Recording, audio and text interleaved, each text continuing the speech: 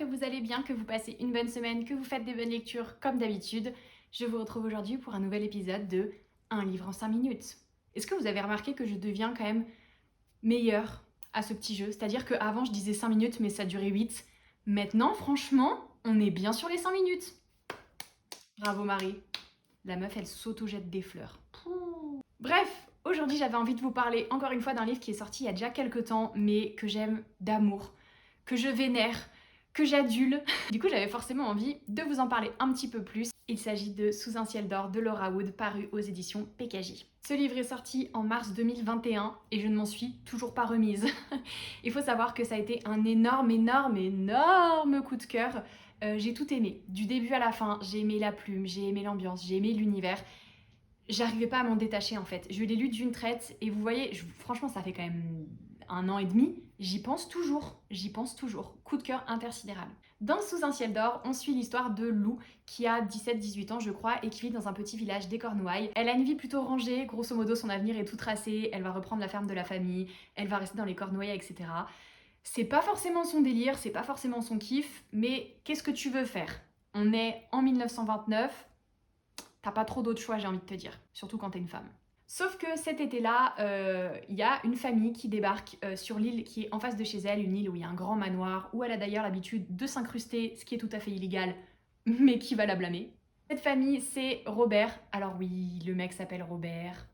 On lui pardonne très facilement quand on apprend à le connaître. Et sa sœur Caitlin, qui sont deux riches héritiers, qui ont perdu leurs parents et qui viennent du coup passer l'été sur leur île.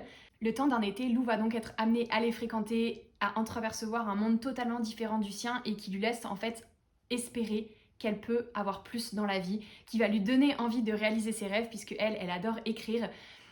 Je vous en dis pas plus, mais au fil des pages, tu apprends à connaître les personnages, tu apprends à voir les relations qui se nouent entre eux et c'est absolument magnifique. C'est magnifique parce que quand tu analyses le roman, il ne se passe pas grand-chose. C'est une ambiance un peu à la Gatsby le Magnifique, c'est-à-dire que c'est les années folles, c'est les fêtes grandiloquentes, c'est l'alcool qui coule à flot, c'est on se couche à 5h du mat, on se réveille à 14h, enfin c'est un peu n'importe quoi, mais l'ambiance est tellement bien décrite que tu as l'impression d'être avec eux, tu as l'impression de siroter du champagne sur la plage avec eux tout l'été.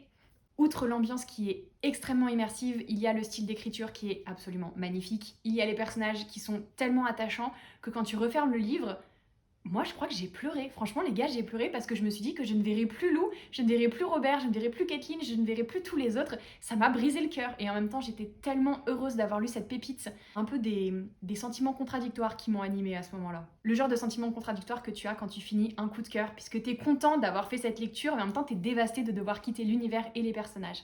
Je vais pas trop vous en révéler de plus sur l'intrigue ou même sur les personnages et ce qui va leur arriver, bien sûr, parce que je veux que vous le découvriez par vous-même. Sachez juste que, outre le fait que c'est un énorme coup de cœur, je pense que ça je l'ai assez répété dans la vidéo, l'autrice a écrit un tome compagnon qui s'appelle Sous des flocons d'argent.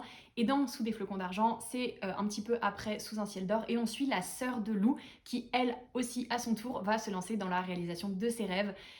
C'est des personnages féminins qui sont hyper inspirants, qui sont en avance sur leur temps, donc il y a des vibes féministes, il y a des vibes romantiques aussi, parce qu'il y a des petites histoires d'amour qui vont bien.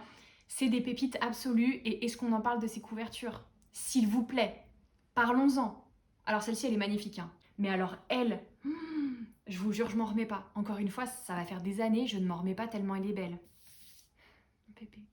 Donc encore une fois, le petit résumé, ce roman est parfait, j'ai tout aimé dedans.